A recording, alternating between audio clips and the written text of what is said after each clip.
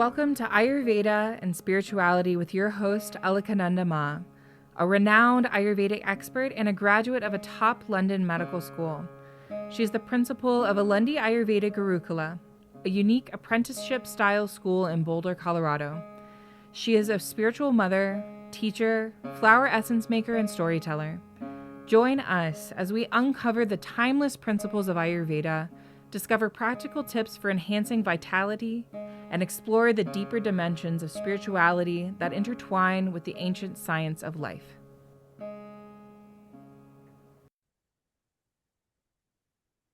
Namaste, everyone. Welcome to this week's podcast. So, in the last couple of podcasts, we've talked about making a commitment to the spiritual path as a great way to kick off the new year. And then we've talked about working with anger. So, a meditation practice is part and parcel of this approach to true happiness. There are many things that we think will bring us happiness, but they are temporary. We may want to have a wonderful feast, probably did at Christmas time, but however many things there are to eat, we can only eat one stomach full of food. We may think we're going to enjoy a good rest, but you can only sleep so long.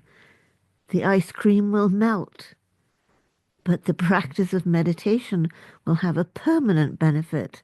So that's why meditation is the path to true happiness. So this January, resolve to be happy by making meditation a part of your life.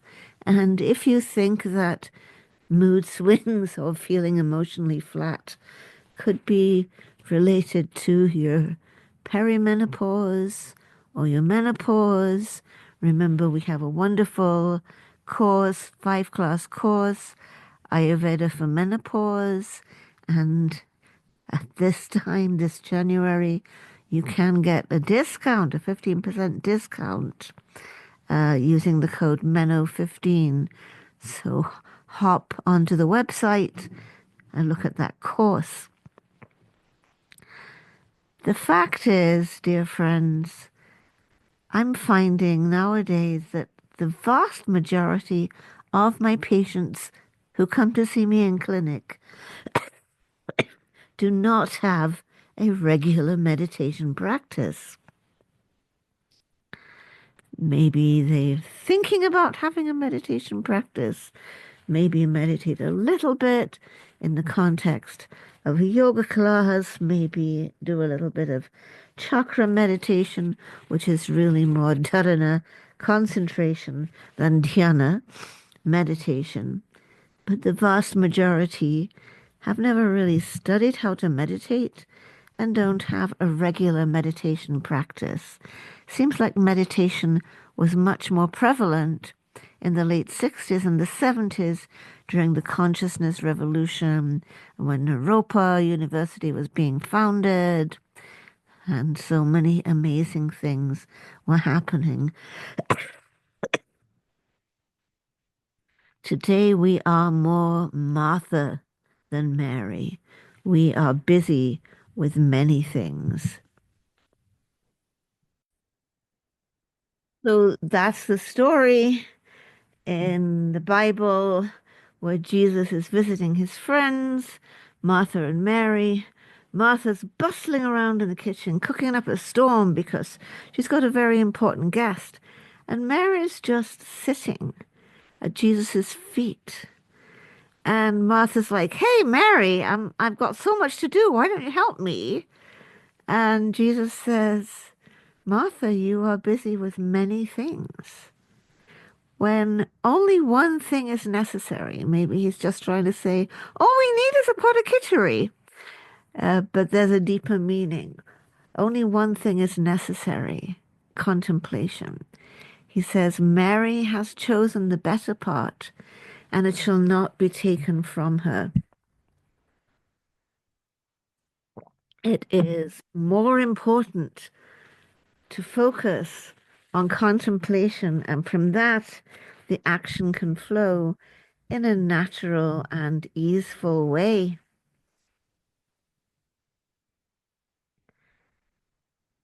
But here we are. It's the second quarter. Oh my God. We're heading into the second quarter of the 21st century. I can't believe it. And our consciousness is so volatilized. Our minds just jump from one thing to another. Our iPhones keep us distracted, and then we're so busy just trying to make it with all the inflation. Literally, an Uber driver talked to us about the increase in the price of eggs. I mean, I hadn't noticed it myself because we don't eat eggs in within Bhakti Yoga.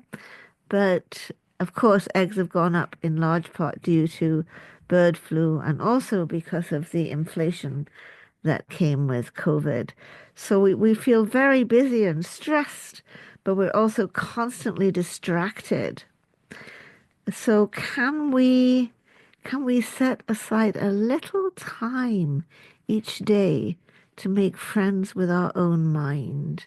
The goal is, could you just set aside 20 minutes a day? We tell our students you have to do 20 consecutive minutes, not snippets. But okay, start with 5, then 10, move up to the 20, but let's do the 20. Because you can't really learn to meditate until you do take those 20 minutes. But start by setting aside just a little bit of time each day to make friends with our own mind. Why? Why bother? Because mindfulness and meditation are tremendously helpful for us. They help us to reduce our stress. We've just been talking about how we all have so much stress. We have financial stress. Many of us do have stress about the incoming administration and the way we think things are going. We're stressed about Canada and Greenland and Panama and NATO. We're stressed about the Middle East. We're stressed about our kids. We're stressed about our elderly parents. We might be stressed about our spouse. We're just stressed about so many aspects of life. We're stressed about climate change. If we're not stressed about climate change, something is wrong. How are we going to go from just worry and stress and being kept awake at night, worrying about raging wildfires and floods and all of this? We have to translate that stress and worry into action, and we do that through developing some mindfulness with our meditation practice. This will actually help to lower our blood pressure. Meditation helps us to be more self-aware, so we're less likely to get carried away by emotional waves. So last week in our podcast, yes, we were talking about working with anger, and we need that self-awareness of meditation in order to work with anger and develop patience. Meditation helps us to live in the present, not to get so caught in the past, in the future. As we start to practice meditation, and if we can get to at least 20 minutes, and maybe better still, 30 minutes in a day, we will start to develop equanimity. Because as we meditate, we see all the changes that our mind goes through. That sometimes we're agitated and sometimes we're sleepy. And worst of all, sometimes we're both sleepy and agitated. That sometimes we're experiencing waves of bliss and sometimes we're flat out bored. And we see that everything comes and everything goes. We see that any emotion simply seems to stay for some time. Nothing really stays at all. But if our consciousness is not really refined, It appears to stay for some time, and then it changes into something else. So as we get used to spending a little time each day befriending our own mind, seeing how nothing really lasts, we will develop equanimity. And then there's the whole thing about neuroplasticity, and that having a regular meditation practice has a real effect, a real measurable effect on our brain. Our brain becomes more integrated, more connected. Neuroplasticity.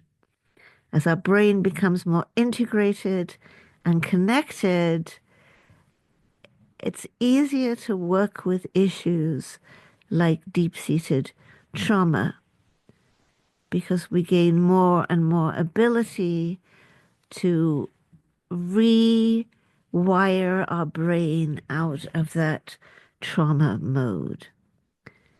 So, how do we start? We begin by getting in touch with the breath. The breath is always with us. From the moment of our birth until the moment when we die, by breathing our last breath, the breath is always with us. The breath is our nearest friend. Whatever we are doing, whether we're skiing or shopping, whether we're reading or resting, whether we're hard at work or riding our bike, the breath, we may be paying no attention at all to our breath, but the breath is always with us. So how we begin to approach meditation is just by directing a little attention to our breath.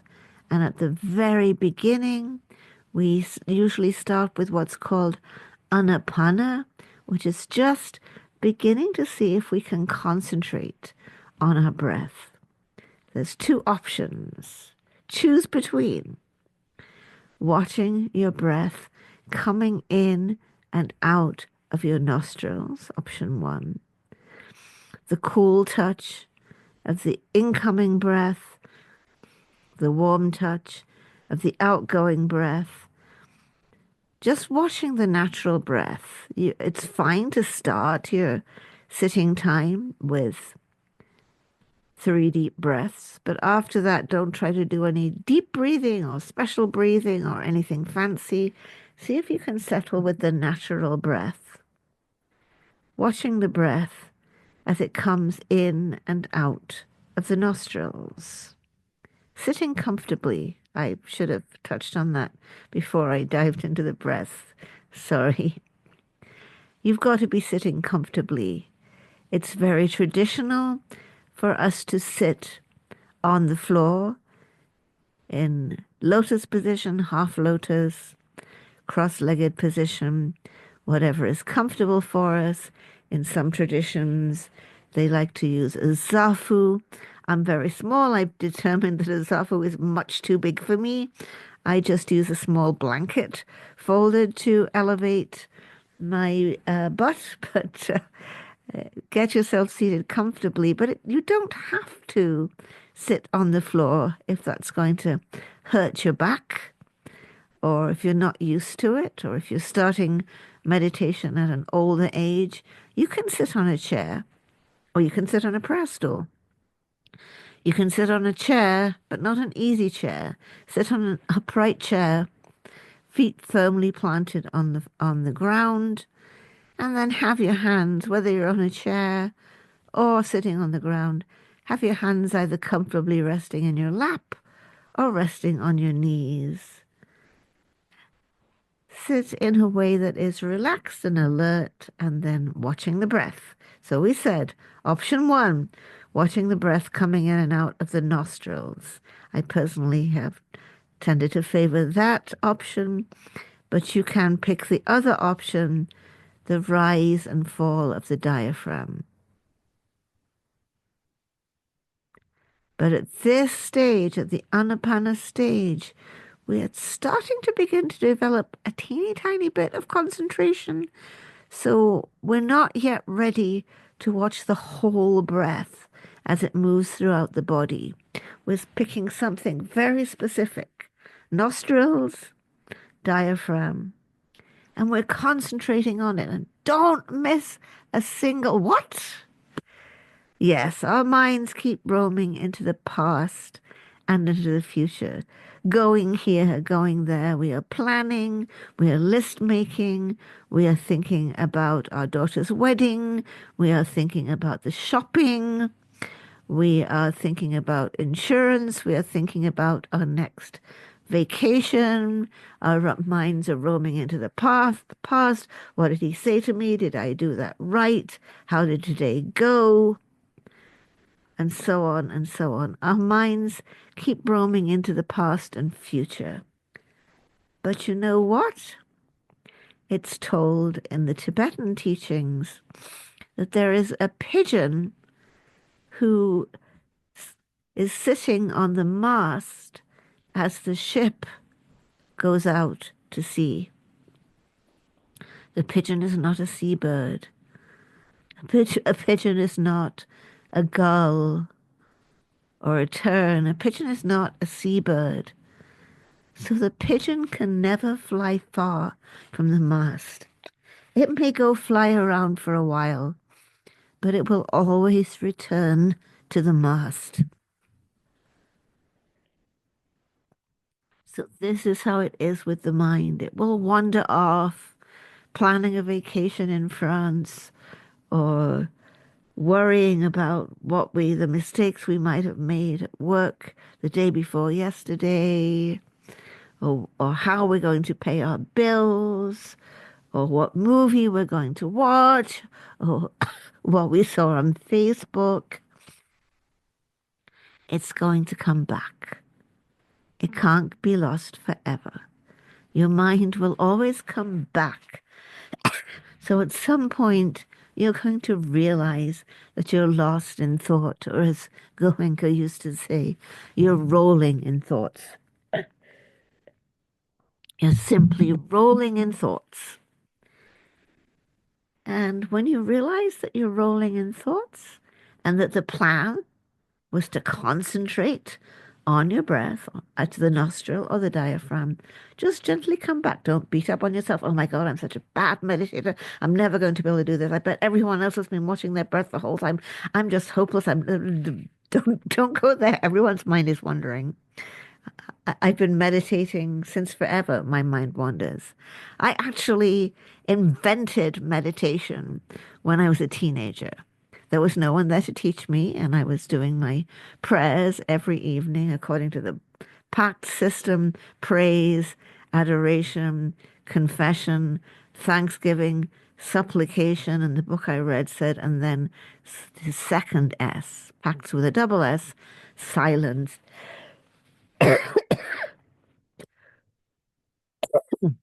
Sorry. How is a teenage girl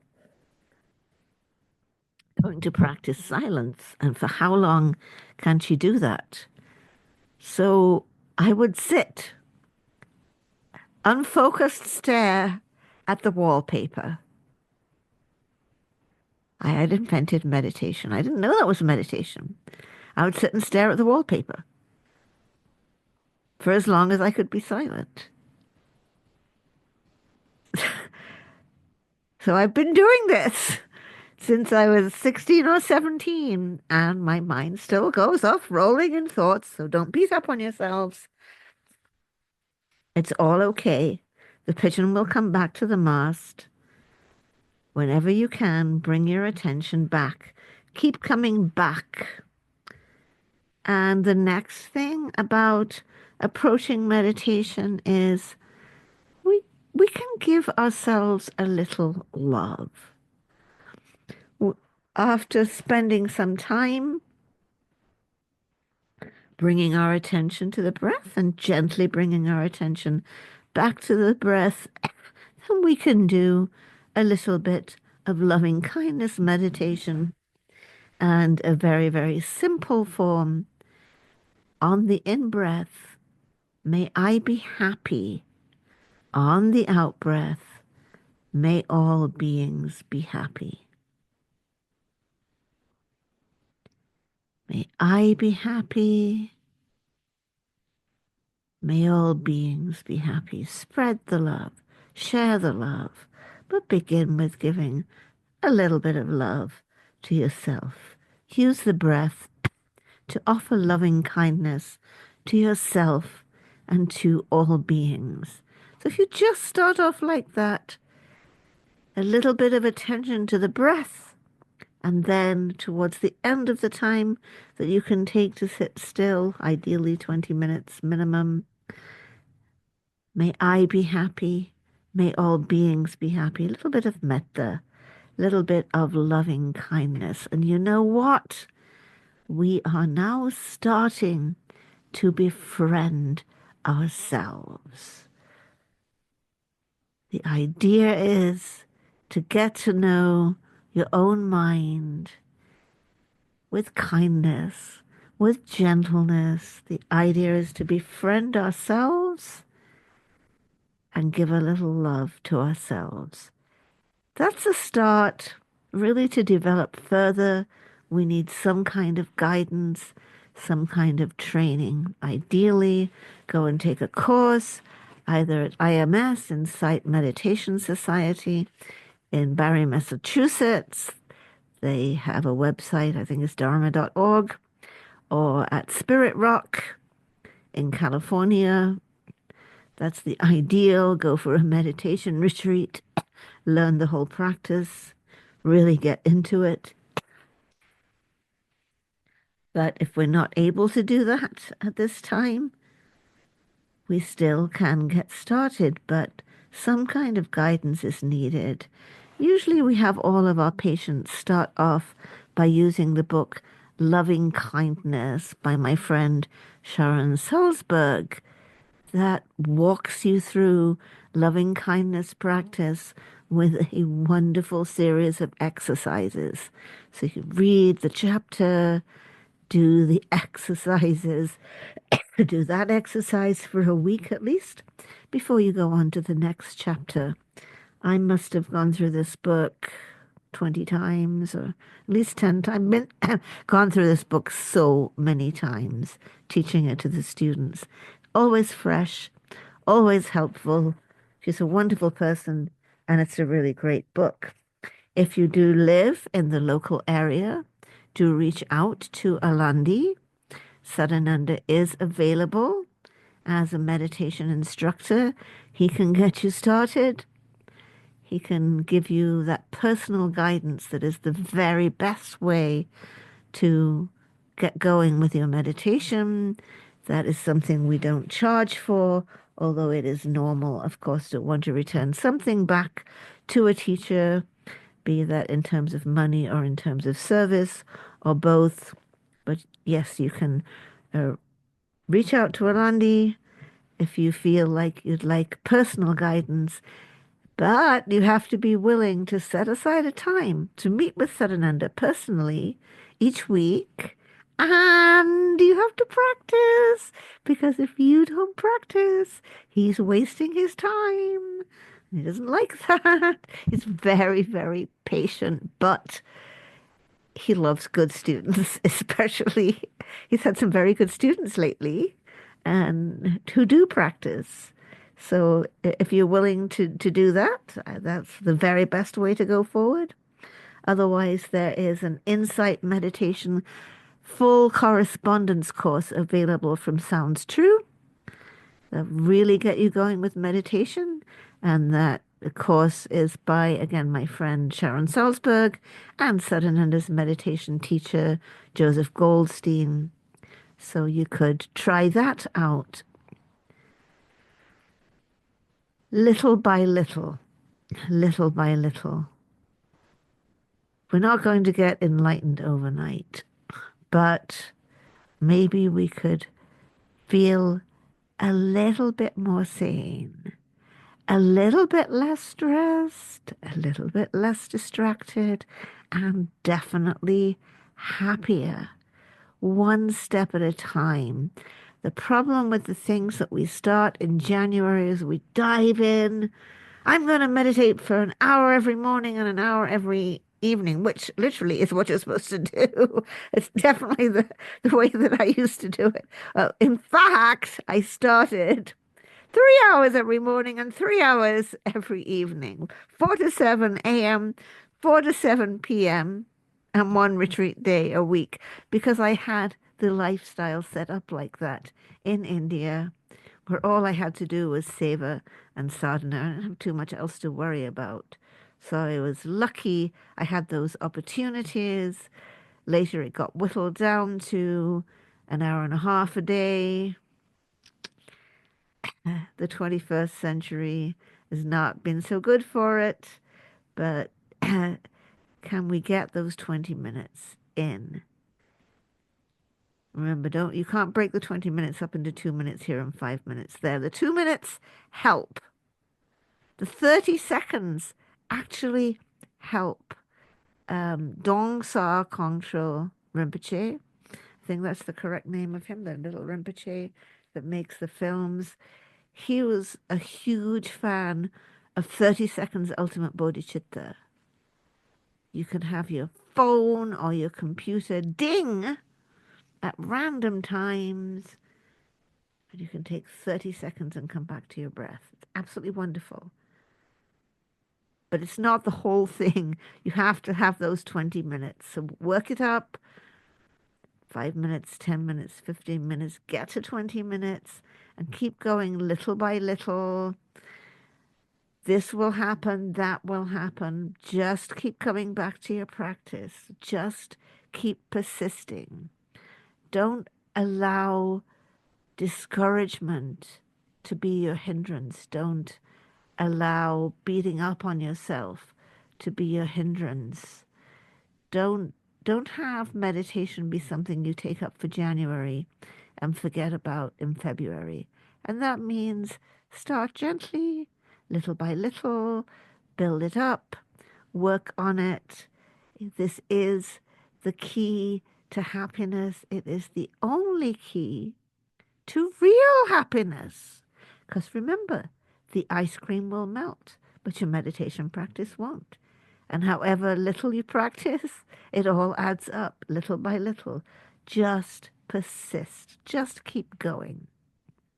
And remember, for those of you women and others born with ovaries, if you think your perimenopause or your menopause is causing you a lot of obstacles, we have that wonderful course, and the Meno 15 discount is available at this time.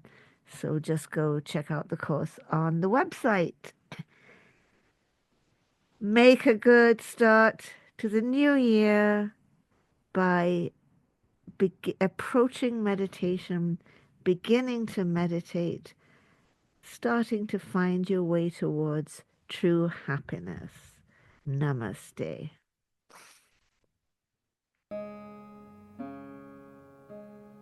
Thank you for tuning in to Ayurveda and Spirituality with Alakananda Ma.